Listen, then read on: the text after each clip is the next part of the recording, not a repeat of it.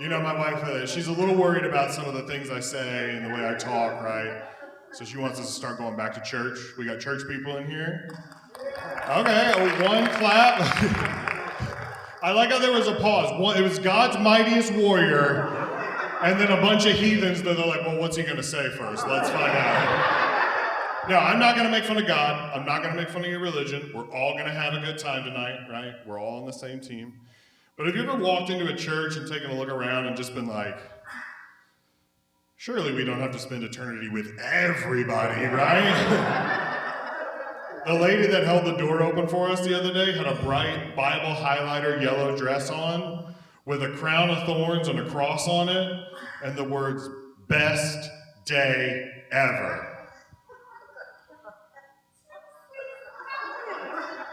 Whose team are you on, Karen? Guys, I'm not saying it's not important to the plot of the story. I'm just saying it's probably not one of his top 10 favorite days, okay? I'm just saying it's probably not like, the day he got new sandals, his bar mitzvah. Being murdered's not next on that list. And I can tell some of you pulled back a little bit, some of you seem a little uncomfortable, all right? Spoiler alert, he makes it. The book's been out for 2,000 years. You guys got to get caught up some point.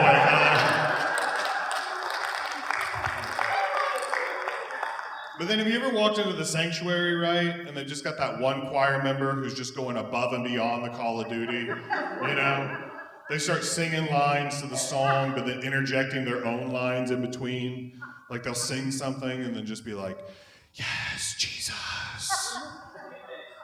I love you, Jesus. Ew. I think you love Jesus a little bit differently than I love Jesus, all right? Could you stop having a whispergasm into the microphone? Because my kids are here, and that's not really a conversation we wanted to have today. And then you always get that one lady who's out in the crowd, right? She gets swept up in the moment, right? She starts off with a song, like, with her hands down here, rocking side to side. By the end of the song, she's just got both hands overhead, waving back and forth like she's announcing a used car sale. It's like, what are you doing, Brenda? You looking for extra credit or something? You got a question? Put your hands down. That's not really how this works, okay? You think God's in heaven right now? Like, look at Brenda. Man, she is giving it her all this weekend. Hey, Peter, write her name down. We want to make sure she gets it. You know what? Let's just take her now, right? You guys are laughing, but I guarantee you, a giant hand comes to the ceiling and plucks Brenda out of the audience. All the other hands go straight down. You'll be like, I can't go to heaven this week. I gotta find out what happens on Yellowstone, right? And listen, I don't want to offend anybody, but if you're Catholic and you were laughing at that, you shouldn't be. But that's just because all of your songs sound exactly the same before adding a little bit of inflection.